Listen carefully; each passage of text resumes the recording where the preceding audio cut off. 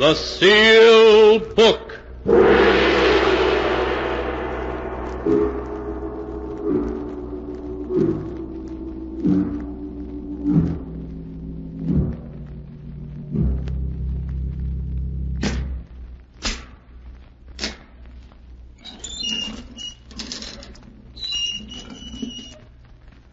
Once again, the keeper of the book has opened the ponderous door to the secret vault, wherein is kept the great sealed book, in which is recorded all the secrets and mysteries of mankind through the ages. Here are tales of every kind, tales of murder, of madness, of dark deeds strange and terrible beyond all belief. Keeper of the book, I would know what tale we tell this time. Open the great book and let us read. Slowly, the great book opens.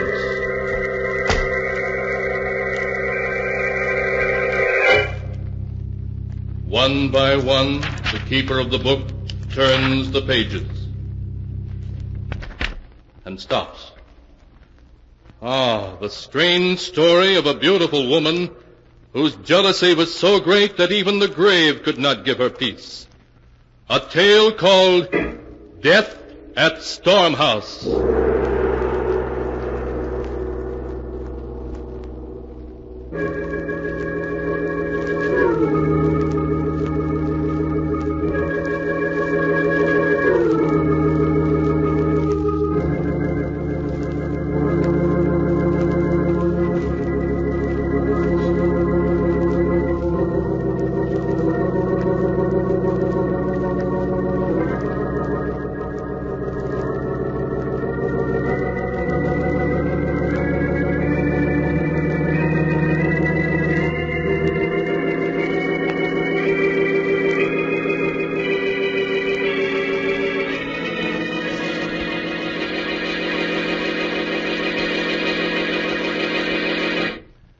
Here is the tale, Death at Stormhouse, as it is written in the pages of the sealed book.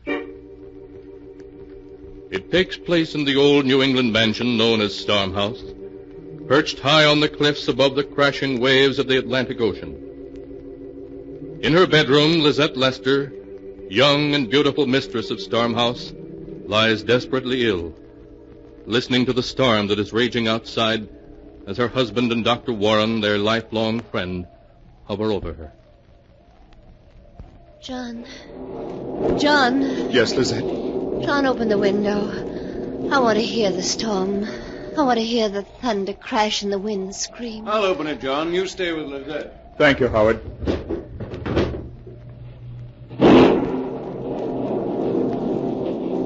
Oh, it's a wonderful storm. I've known it was coming for 3 days. I've always known when a storm was coming, haven't I, John? Yes. Yes, Lizette. You've always known. And I've been waiting for this one. I've been waiting for it so I could die as I was born. On a night when there's a storm filling the sky and death riding the wind to take me as it took my mother that night. Lizette, don't say that. You mustn't excite yourself, Lizette. It weakens you. I'm dying, Doctor. You know it as well as I do. It's only the storm that's keeping me alive now. Oh, Lizette. Lizette. John, darling. Yes, Lizette.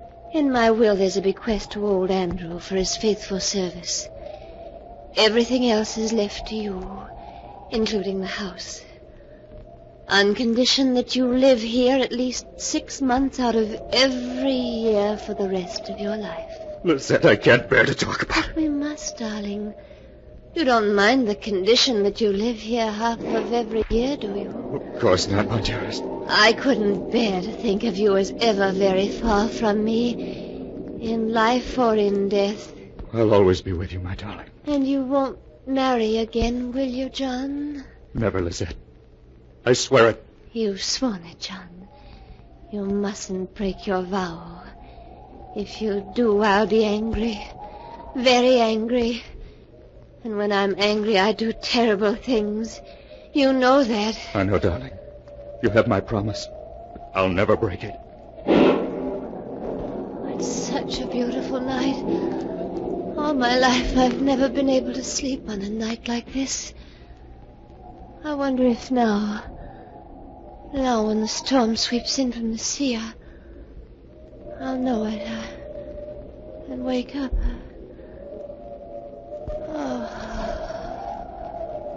Lizette. Lizette. John. She's gone.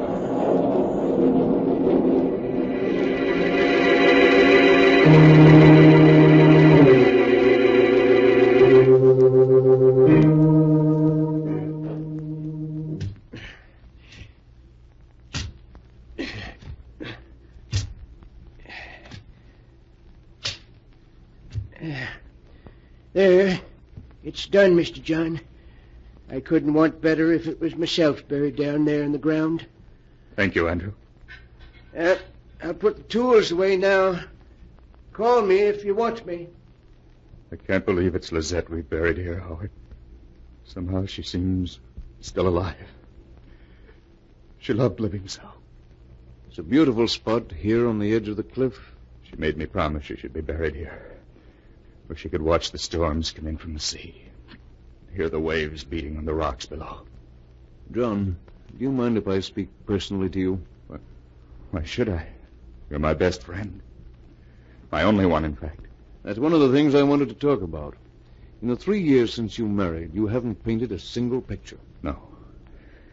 No, I haven't. I've started some, but there was always something Lizette wanted to do. For 3 years you've been cooped up here, seeing no one. You might as well have been in prison. You should get away for a while now. Why don't you spend the winter in New York? Renew old friendship. Catch up on what's happening in painting. Yes, I'd like that. And there's another thing. Yes, Howard? The promise you made to Lizette. Promise? Oh, you mean not to marry again? Yes. You mustn't take it too seriously. You're too young to spend your life alone, grieving. Lizette wouldn't have made you promise if she had thought... I don't know. It seemed to mean so much to her. Well, when Lizette was alive, it seemed quite impossible to me I should ever love another woman. But you will. And I'm sure Lizette would understand. I'll think about it, Howard. The truth is, just now I feel a little confused. Well, let time take care of the matter. But you will close up Storm House and try a few months in the city? Yes, I will. I'll come back in the spring. After all, I'm obligated to live here half the year. But I'll leave old Andrew in charge and spend the winter in New York.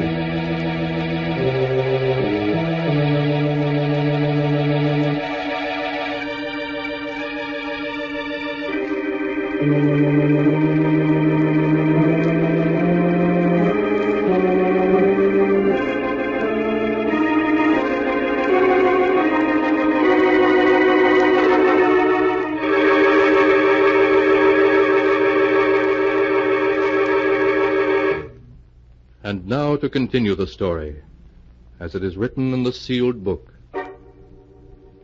Once away from the somber atmosphere of Storm House, John Lester seemed to waken as if from a dream. He began to paint again, to live as he had before his marriage to Lizette. Then at a party he met Nora Maynard, young, gay, lovely. And one day in the spring he brought her back to Storm House as his bride. He introduced her to old Andrew, the caretaker, showed her through the house, then took her out to see the magnificent view from the top of the cliffs. Oh, John, it's a wonderful old place. The house, the cliffs, the sea. I'm going to love every minute here. I was afraid it might seem rather wild and gloomy to you, Nora. Oh, no. Look, the clouds, the waves tossing as far as you can see, the ocean way down below us. It's magnificent. It can be frightening, too, when a real storm comes sweeping in from the sea. John, what's that? Over there on that little point? It's Storm House's private burying ground. That grave you see is Lizette's. Lizette? Will you tell me more about her sometime, John? Yes, of course. Well, now we'd better go in. It's almost dark. All of a sudden, the wind seems to be rising. Oh, just 1 minute more. I want to tell Andrew to phone the village for groceries before the stores close. Well, you run in and tell him. I'll come in right away. Then don't be long. The wind's getting cold. Poor Lizette. I wonder what she was like. I wonder if she used to stand here and watch the darkness sweep over the sea and... John? Is that you? John, it's so dark I can't see you. John, don't... I'll fall! Nora, what is it? Oh. Did you call me, Nora? But John, you frightened me. I thought you really were trying to push me over. Push you over? I know you were just joking, but I almost lost my balance. I almost went over the cliff. Nora, I didn't push you. I was halfway up the path when you called. You were halfway up the path. I wouldn't play a joke like that. You must have become dizzy. I suppose so. But I was sure I felt your hand push me. And the wind seemed to force me toward the edge. It must have been the height. Made you lose your balance. Yes, of course. That was it. Darling, come inside now. And promise me you won't ever go close to the edge of the cliff again. Yes, let's go inside. And I promise, John. The cliff frightens me now.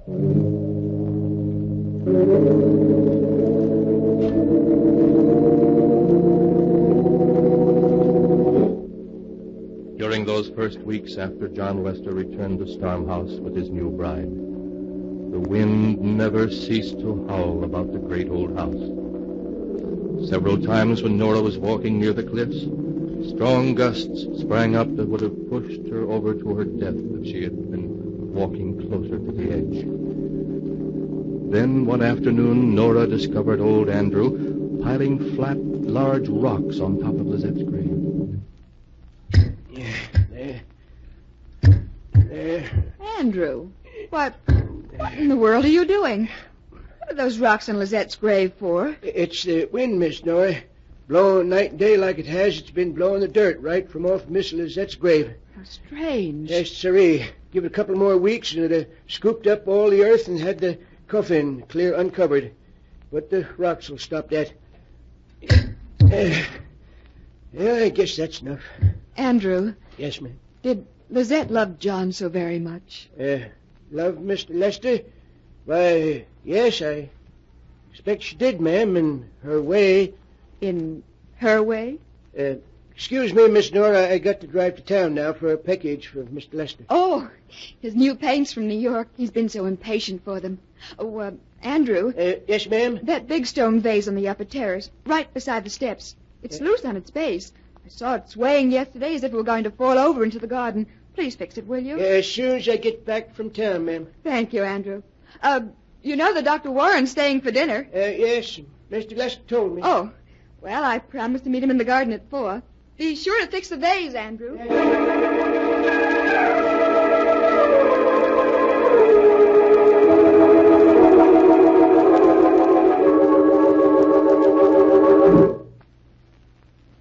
Hello, Dr. Warren.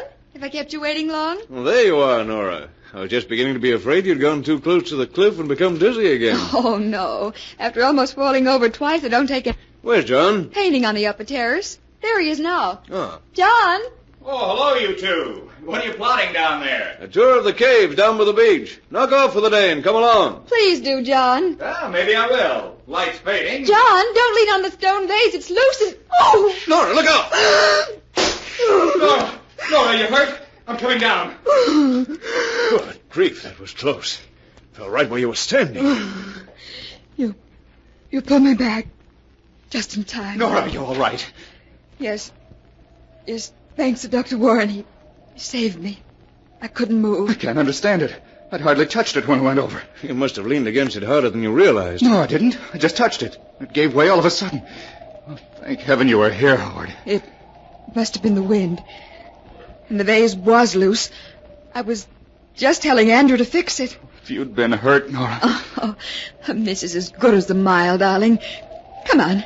Let's forget the caves and go in and have tea instead. The wind has turned awfully cold all of a sudden.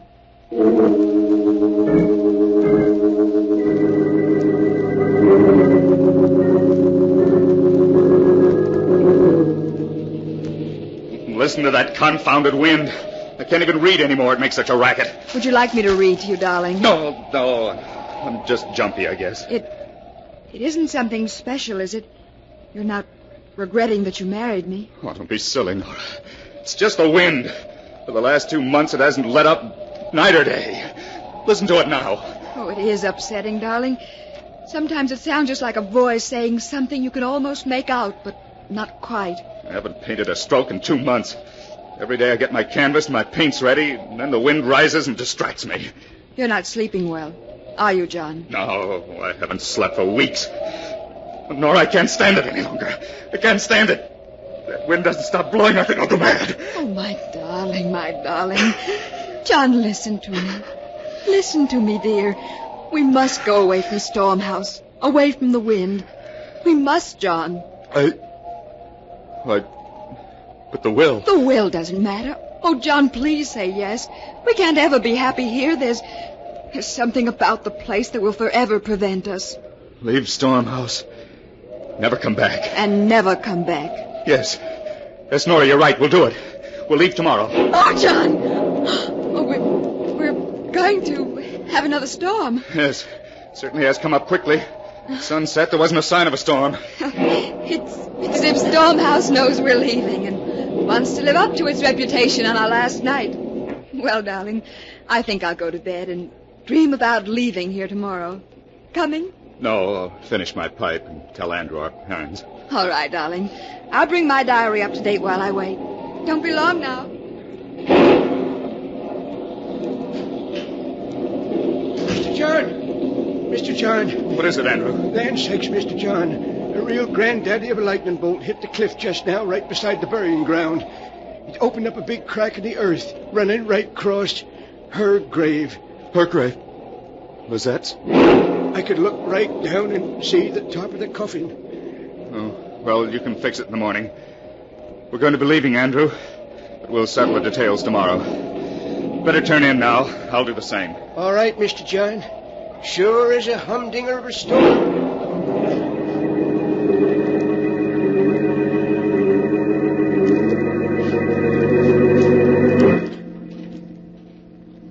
And tomorrow we leave here forever. I do so hope it's going to make a difference. John has seemed so depressed lately. I wonder if it's my fault. If he regrets marrying me. No, I won't think that. Not even this storm tonight can frighten me now. I know John loves me and... Who turned out the light? Who came in then? John, is that you? John, where are you? Don't tease me like this. You're frightening me. John! Ah!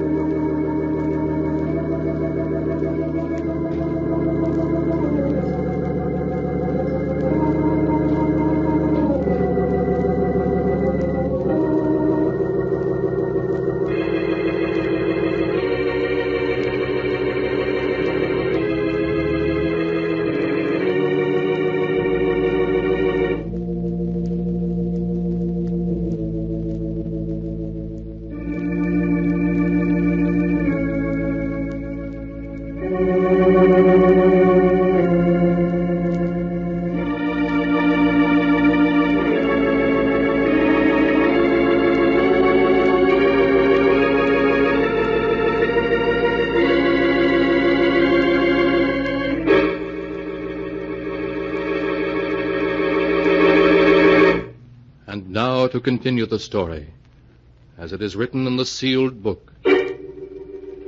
After the great storm had opened up Lizette's grave so that her coffin was plainly visible, Nora had a midnight visitor. There was a scream, and a body crumpled to the floor. The next morning, the sheriff came to talk to John. That's all of it, Sheriff. That's all I know. Nora screamed. When I got to her, she was lying there on the floor. Dead. Murdered. But the weapon, Mr. Lester. We know it was that antique ivory paper knife of yours, because the point broke off in the wound. But where is it? I don't know. I tell you, I didn't see it. I see. Well, I think you better come with me for the time being, Mr. Lester.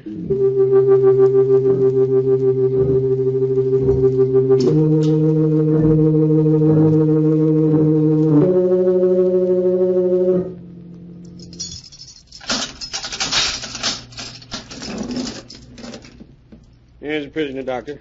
You can see him for 15 minutes. Oh, Howard, thank heaven you've come. John, how are you? Oh, how am I? I don't know. I don't care. Howard, have they caught Nora's murderer? They still think you did it. I gather that they did. And the ivory knife hasn't been found? Nowhere. And we've searched every inch. John, think. I know when you found Nora, you were shocked and dazed. But the knife, surely you saw it. Surely you drew it from the wound, put it down somewhere. You must have. I've tried to think, Howard. I'm sure I'm right. There was no knife. Only Nora, crumpled beside her writing desk. The blood staining her nightdress. The wind screaming outside as if in triumph. I understand. I know you didn't murder Nora. I don't know how we're going to convince the world. Is it as bad as that? As bad as that. If only the knife had been found, it could have been suicide then. But the knife is gone, and you testify that Andrew is innocent. So, as there wasn't any other living soul but yourself in the house that night... I see. Well, I've told them all I can. I don't know how the knife could have disappeared. There's nothing more I can do. Even though they hang me.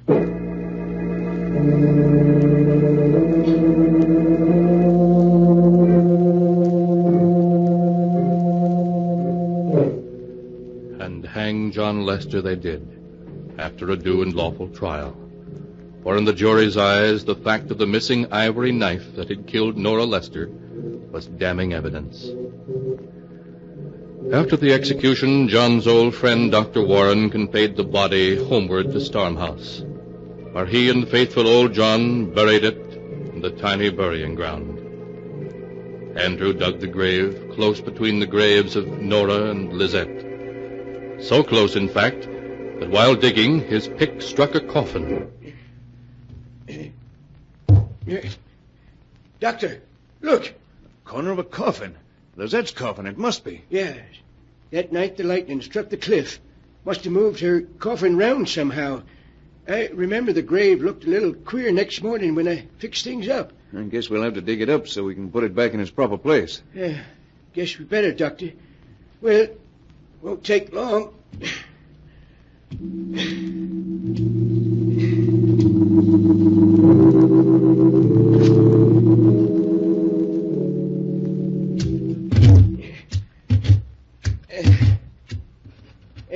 Doctor. Guess that does it all right. Good. Now we'll just slide the coffin back into its place. You've made plenty of room. Dr. Warren. What is it, Andrew? The lid of this coffin's been tampered with. Tampered with? But that's impossible. Come take a look, Doctor. You'll see I'm right. I guess I'd better. Stand aside, Andrew. Yes.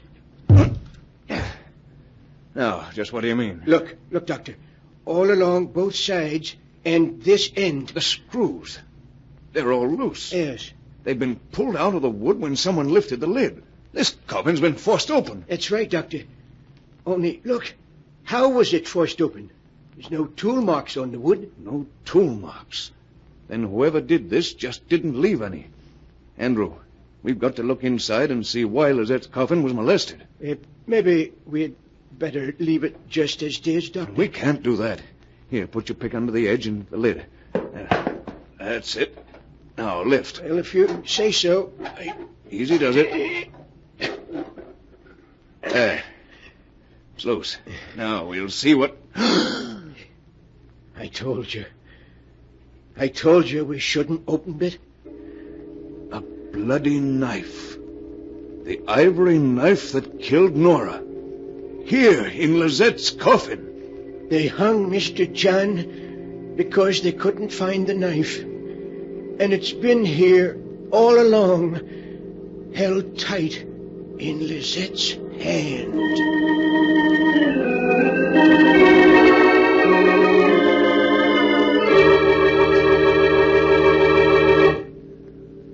So it was beautiful Lizette who killed Nora. Lizette, whose jealousy was so great that it reached back from behind the veil of death. And it was Lizette who took the knife of murder back into her grave with her, so that John, too, would suffer her vengeance. Or was it? Was there some other answer? You must decide that for yourself, for the sealed book does not say. You have heard the story in all its strangeness, just as it is written here.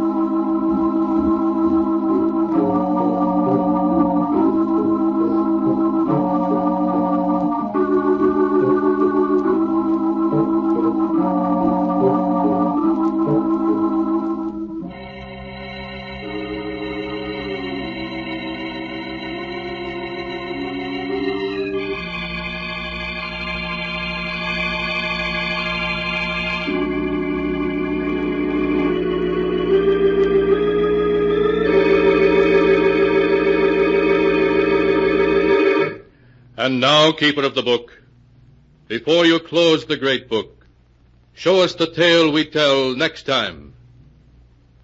This one? Ah, yes. Why, this is amazing. It's a tale of a man who killed, a corpse that laughed, and a murder victim who died twice. A tale called The Accusing Corpse.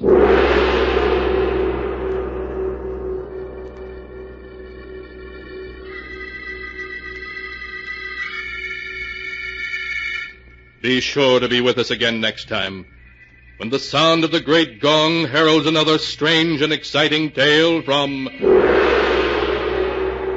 The Sealed Book. The Sealed Book, written by Bob Arthur and David Cogan, is produced and directed by Jock MacGregor.